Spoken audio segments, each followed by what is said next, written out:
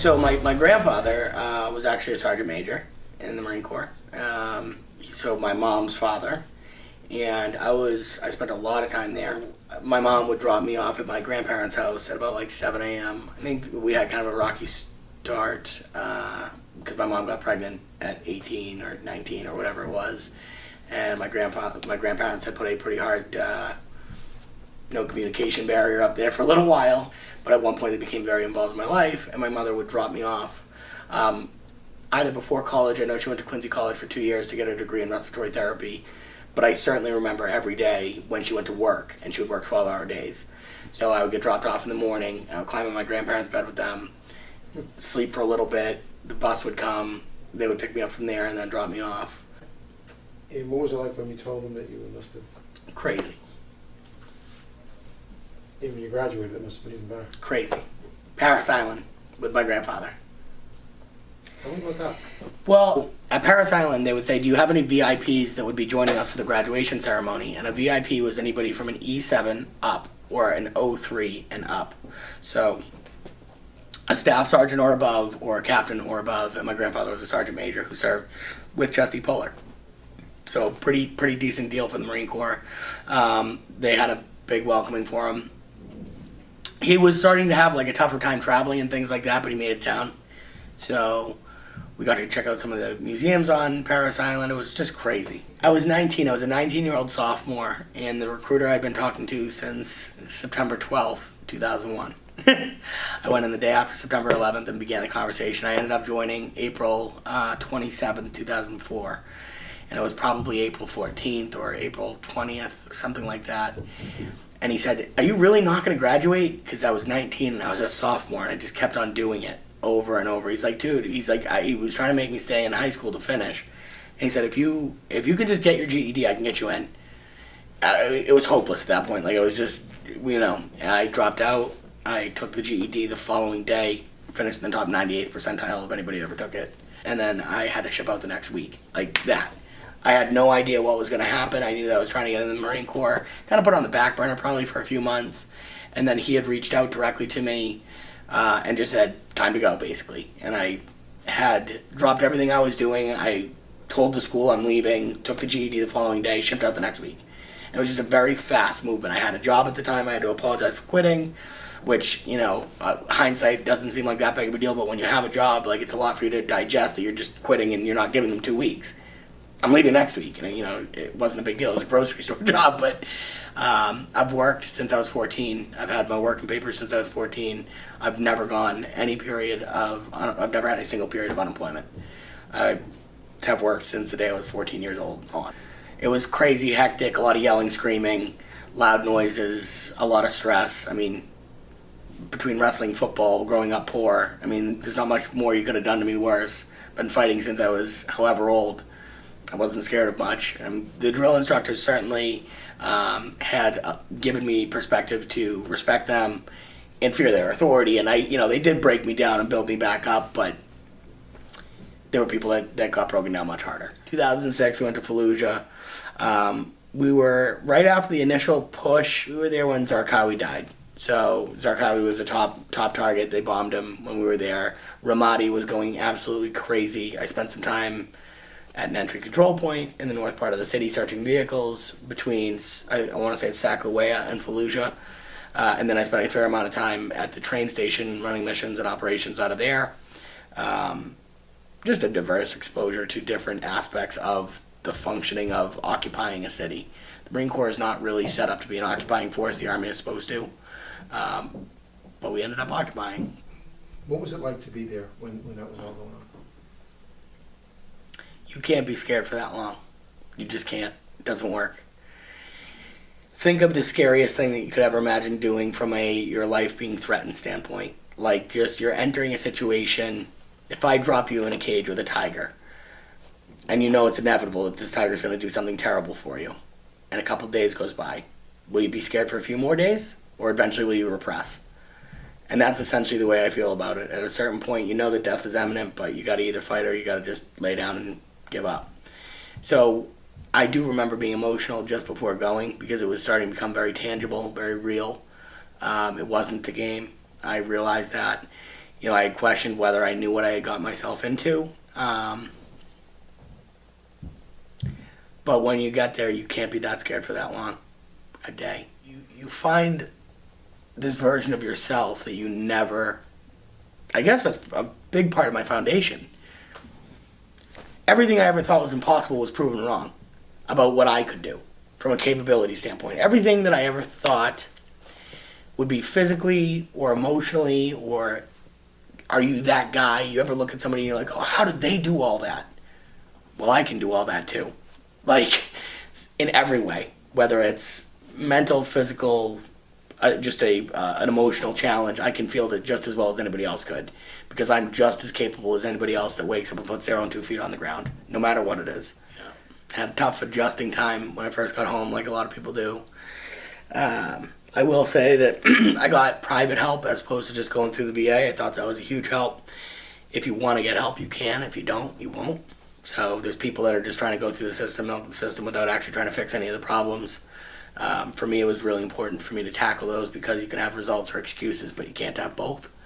So I don't think that anybody would, the VA would care, my check would be bigger, but nobody really cares about what your actual problems are. So, I didn't need to be a victim.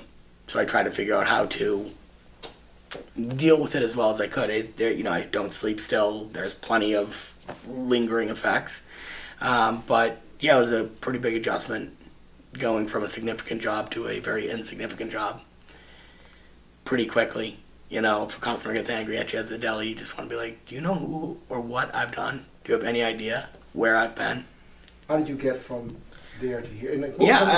I'll give you my synopsis as well as I possibly can. I grew up poor. I think I'm gifted. I think I was under-challenged. I think I got bored in school. I think that I rebelled because I was bored, and I think I tried to find things to occupy my time. I think I occupied some of my time with the wrong things, whether it could be trouble, skipping school, fighting, you name other expletives or bad situations here. I did it. I didn't know my dad growing up. My mom had dated other people, so I had a couple different father figures. I had a nice tribe of males in my life. I had a very close friend of my mom's, Biff, or Rick Loud. My uncles, I had 3 uncles. I got a grandfather. Round robin. Like, who's taking me camping? Who's taking me to a baseball game? Who's going to teach me how to hit a ball? That kind of stuff.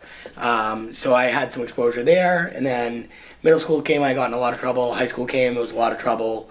I knew that I wanted to be a Marine. My grandfather had ended up on his deathbed at one point, and I told him, I'm joining. He didn't die. I had to join anyways. 19 years old, I go in the Marine Corps. I have the ability to truly be challenged beyond what I can achieve. Be given something that is not possible for me to just decide I'm going to do. So I had to put in the work. I had to grind to get there.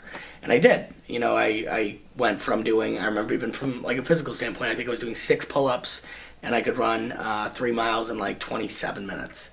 I got out, I could do 30, and I could run 3 miles in 18. So I was pretty physically fit at the end of it. Having seen that accomplishment, I was very, very motivated. I went to war. I came home from war. I ended up at a meaningless job. I had a couple girlfriends, and then I ended up getting my wife today pregnant. I had gotten out in like 2008, roughly, and I wanted to be a firefighter. So I took the physical and written test for civil service. I got a perfect score on the physical, perfect score on the written. I had established residency in Boston, and I was a disabled veteran in Boston. I was number 1 on the list for Boston Fire.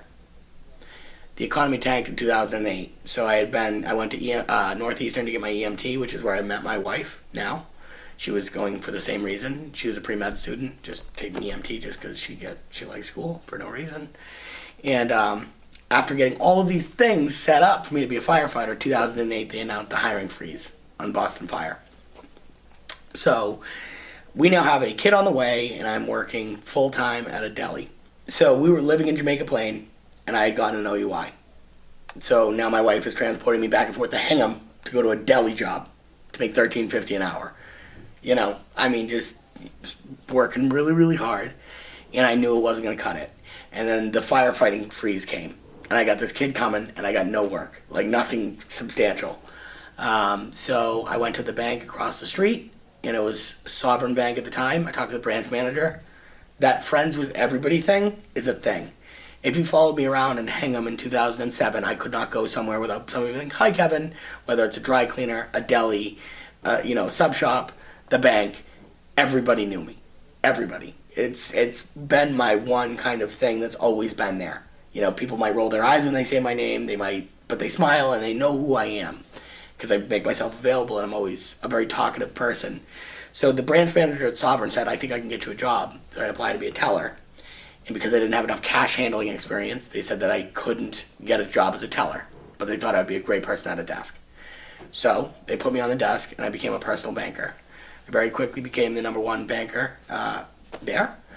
And my goals were $100,000 a quarter in home equities, $100,000 in investments, 15 business checking accounts, and I think 20 personal checking accounts. I did $1 million in home equities, which was 10 times the goal. I did $1 million in investments a quarter, 10 times my goal. I did 55 personal checking accounts a quarter, and I did about 26 business checking accounts a quarter. So I was ridiculously talented at sales. And this was my first time ever seeing it. And we were living with my wife's mother at that time, mother and father, because we had left Jamaica Plain. After all the commuting, the baby coming on the way, we needed to hunker down and figure it out. So I had paid rent there. I mowed the lawn as well. I did a couple things to make sure that it was okay. And I used to come home, her mom or dad or brother was there. I'm like, I got 3 checking accounts today. And it mattered to me. It mattered. It was just a checking account, but for me, it was a metric where I could measure success. It was the first time that I could say, all right. And it was the first time I was stack ranked based on number of production against other folks. And I don't like number 2. So after doing that kind of production there, I had built a pretty good relationship with a rep at ADP who works as a partner for the bank, which is a payroll company. So they partner with us. And I never really referred to much business, but he said, you ought to consider coming over here. I just had enough of the job I was doing. My highest commission payout for a quarter was $427. I made $36,000 in my best year there. So I was there for 18 months, so my best year was not multiple years. He thought that would be a good idea. I went through the interview process, and we figured out that it was a college-only job. So I was very nervous, but he said, we'll figure it out. Your numbers speak for themselves. We'll get you over here. They ended up getting me a waiver for my ability to join. So I got the job at ADP. And after all this talk and all the success of all my successes through sales, they had decided that I should have a higher quota because they brought me over as a salesperson, and everybody else they're hiring was fresh out of college. So I worked my absolute hardest. My first territory was in Foxborough, Massachusetts. I killed myself, and I missed. And I didn't hit my quota. I didn't even hit the minimum expectation. I missed by about $4,000. Had I had a normal number to start with, I would have hit it, right? But I didn't, and it was the first time in my life that I can say I tried my hardest and failed. Seriously. And it was brutal. The following 2 years at ADP, I decided that I don't know whether I decided it consciously or subconsciously that I was not going to work that hard anymore and fail.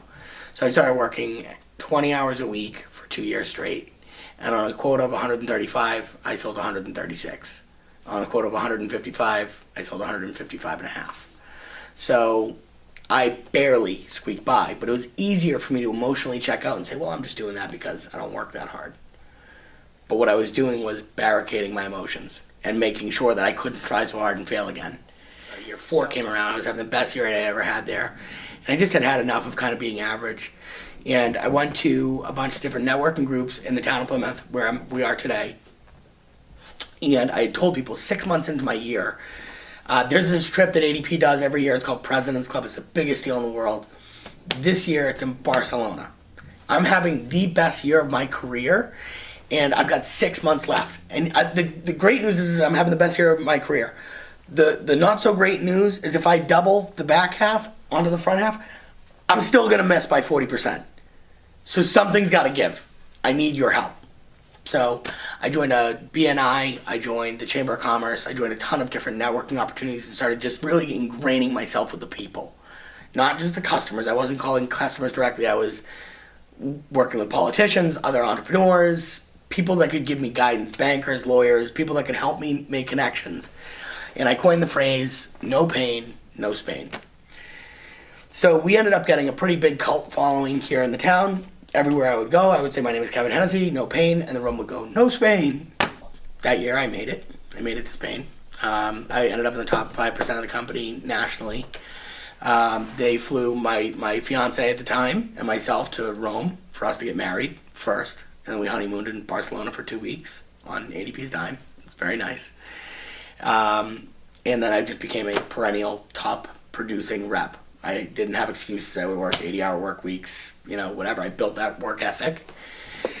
The guy upstairs was Scott that you met, who owns Brabo Benefits today, the president of Brabo overall. And he and I were partners. I would refer him my clients that I do payroll for him to do health insurance for. And we built an amazing rapport, and eventually ADP got into the health insurance business when they never had before. And he was my health insurance partner. So I was giving him all of my health insurance business. My employer got into that business. So I told them when they asked me if I would be willing to take the test that I didn't want to, because I had a strong partnership with the broker and there's no point. Because I would rather refer him that business and take my payroll, because our back and forth was really helping both of us. So I didn't have an interest in becoming the broker for ADP. 3 reps that they put through the testing failed, and they needed somebody. So they came knocking again, and they said, we really need you to take this test. Nobody else can pass it. And it's not a crazy hard test. It's a basic. You got to study. You got to study for, a few really hard nights. I took it. I passed it. It was fine. And I got my license, and I killed it. So I stopped referring to him quite as much. I didn't refer to him at all, which stunk, but we stayed so close. And he had always tried getting me to come over. And he's like, come on, please, you got to work with me. And I'm like, I don't know. I've got this great thing worked out. I'm making great money at ADP. I don't want to forfeit that to go work and schlep around health insurance. I didn't understand. I got my license in February. The year ended in June, fiscal year, so 4 months. In 4 months of production, I finished in 4th place out of 126 brokers nationwide for dollars, not trend. Dollars, closed business. So if you had trended what I was doing, I would have tripled 1st place. So I had a calling there. I'm like, holy crap, this health insurance stuff is awesome. So I sat with Scott, and he says, well, what did you sell? I said, 85 grand. And he goes, what do you get paid on? I was like, I got $10,000. I was psyched. And he's like, how much do you think you make out here? I go, I don't know. He said, 85 grand a year, for 4 months of work. And I was like, okay, well, let's talk. So then I had gone through a process where I wanted to join him, and the agreement that we had was to buy a book of business from him for $150K. I was making mid-hundreds. I was making $130, $140. I had, every piece of overhead that you could have, whether I had a Range Rover, I have a big home, my kid goes to private school, every bit of obligation that you could ever have in your life I had. And so I started applying for this loan in March. It was $150,000 for basically what would net out as $7,500 a month in salary. In theory, just to try and dumb things down a little bit. It was a little bit more substantial of a money movement thing there, but I pay $150,000. I basically get $7,500 a month to live on. That's what that symbolized. And from March until September, we were going through the loan, and it was, you're closing tomorrow, we're closing next week, we're closing tomorrow, we have everything we need from the bank. And then on the Thursday before Labor Day not this past Labor Day, but the one before, I got a call from the bank that they got bought out by another bank, and I wasn't going to get the loan. I woke up the Tuesday after Labor Day to get back to work, and I couldn't do it. I picked up the phone, I called, and I quit. I called Scott, I said, I have no job, I have no money, we gotta figure this out. So, this is a year later. Killed it. What separates you from your competition? I work harder. I work so hard I would make a normal person puke. I work 18 hours a day. Yeah, 8 employees, contractors, people who really are just trying to run their business and not be bothered with the details. Somebody that needs help and they know that they need help. Somebody that wants to be treated really well. Somebody that needs somebody to actually guide them, not just a vendor. The people that hire me are people that care. In the industry, it's all about price. how low your price is. We have a non-negotiable price, and we're in the top 3/4 price-wise in the market. When you come to us, you get a lot for that money, though. So when somebody is uncompromising on the service that they receive, they should come to me. If they are trying to just shave their pennies, then they can call any other company out there, because it just, for us, I'll give you an example. One of my competitors might send out an email in November to let you know that minimum wage is going to go up in January. When you log in on the first week of January to process payroll for all your employees, the system would allow them to pay their employees below minimum wage. And if the employer were to call that payroll vendor and say, "Why did you let me pay my employees below minimum wage?" "Oh, sir," or "Ma'am, we sent you an email in November." No. We have 100 clients today. We pick up the phone, we call 100 clients, and we say, "I notice you have 3 employees that are going to be paid below minimum wage. Would it be appropriate for me to update that for you?" That's the difference. We don't send an email in November and expect you to remember it. Small business owners, and business owners of almost any level, have so many things that they're juggling as it is. It's a challenge, and they need help. And when they need help, they just need somebody to make sure that somebody has their back. But I mean, there's a million different things we do. We do payroll, we do benefits, and we do HR. So we have a full-time in-house HR generalist.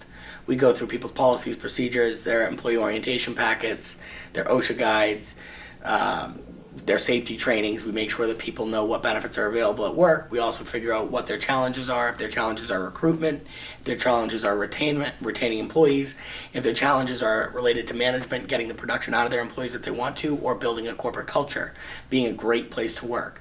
You know, at our company, you show up to work on Monday at 10 a.m. because weekends are hard. We do yoga every Thursday morning. It's optional. So,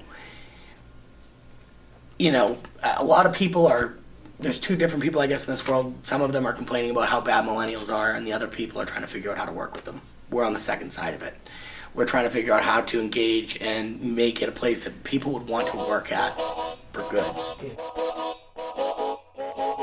I was born for this. I was born to connect with people, period, and that's my strongest thing.